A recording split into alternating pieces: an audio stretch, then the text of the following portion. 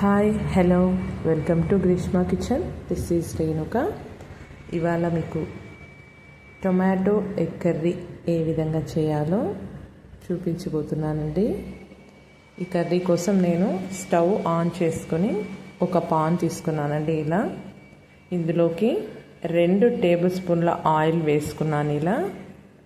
వేసుకున్నాను. అలానే ఈ ఆయిల్ పాన్ మొత్తం స్ప్రెడ్ అయ్యేలాగా ఇలా కలుపుకోండి. ఇందులోకి 1 టేబుల్ స్పూన్ ఆవాలు తీసుకున్నానండి. ఇలా చూడండి, ఇలా వేసుకున్నాను. అలానే 1 టేబుల్ స్పూన్ జీలకర్ర తీసుకున్నాను.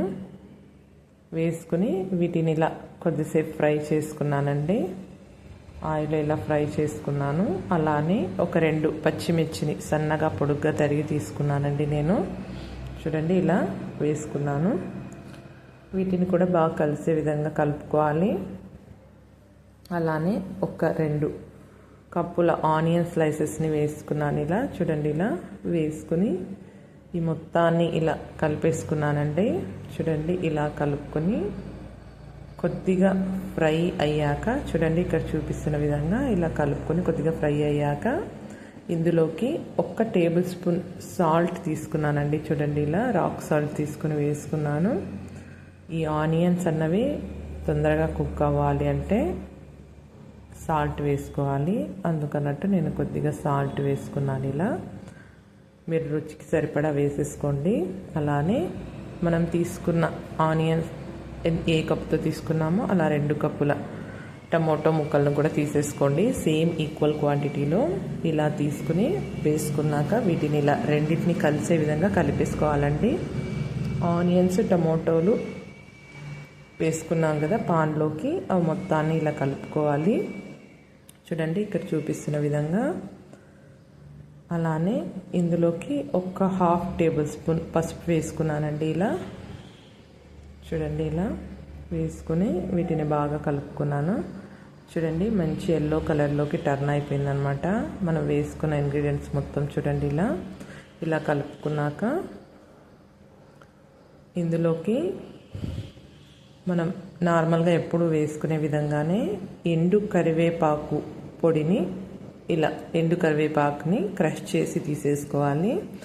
అలానే వేసుకున్న ఈ కరివేపాకు మొత్తం కలిసే విధంగా పాన్లో కలిసే విధంగా ఇలా కలిపేసుకోవాలండి.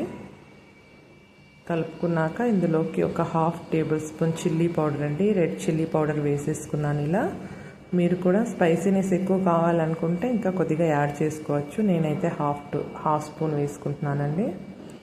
ఇలా కలుపుకున్నాక 1 టేబుల్ స్పూన్ అల్లం వెల్లుల్లి పేస్ట్ వేసుకుని ఇది పచ్చి వాసన పోయేంత వరకు వేయించుకోవాలండి. ఇలా చూడండి, ఇక్కడ చూపించిన విధంగా కలిపేసుకోండి. ఇలా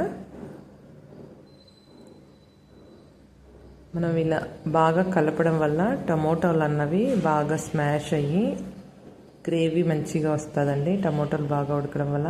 అలానే 1/2 గ్లాస్ వాటర్ని యాడ్ చేసుకోవాలి. ఈ టమోటాలు అన్నవి బాగా కుక్ అయితే ప్యూరీ లాగా వస్తుందండి. కొద్దిగా లైట్గా మంచి టేస్ట్ కూడా వస్తుంది ఈ టమోటాలు బాగా మగ్గిన తర్వాత.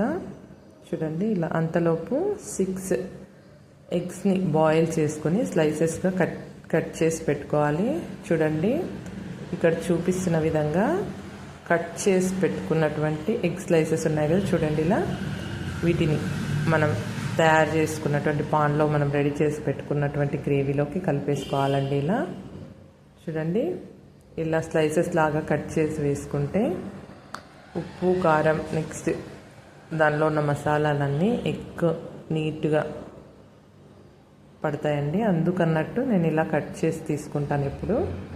చూడండి, ఇలా వీటిని నెమ్మదిగా టర్న్ చేసుకుంటూ కలపండి. ఇలా ఇక్కడ చూపిస్తున్న విధంగా.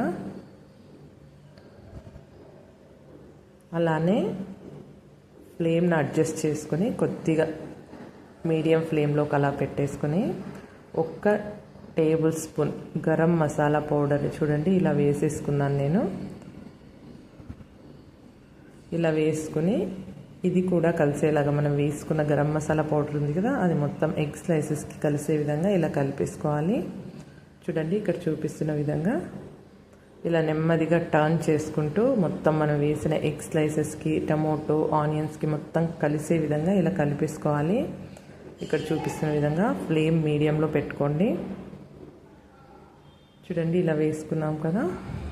ఇప్పుడు సన్నగా తరిగినటువంటి పచ్చి కొత్తిమీరను ఇలా పైన వేసేసుకొని ఇది కూడా కలిసే విధంగా ఒక స్పాచులా తీసుకొని టర్న్ చేసుకోండి అటు ఇటు. చూడండి ఇలా టర్న్ చేసుకుంటే రెడీ అయిపోతుందండి. ఇంకా ఎంతో టేస్టీగా ఉండేటువంటి టమోటో ఎగ్ కర్రీ రెడీ అయిపోయిందండి. స్టవ్ ఆఫ్ చేసుకుని రోటీస్లో కానీ రైస్లో కానీ సర్వ్ చేసుకుంటే చాలా బాగుంటుందండి. తినే కొద్దీ ఇంకా తినాలనిపిస్తుంది. మీరు కూడా ట్రై చేసి ఎలా వచ్చిందో కామెంట్ చేయండి. అలానే మన ఛానల్ని సబ్స్క్రైబ్ చేసుకునే వాళ్ళు సబ్స్క్రైబ్ చేసుకోండి. Thank you for watching.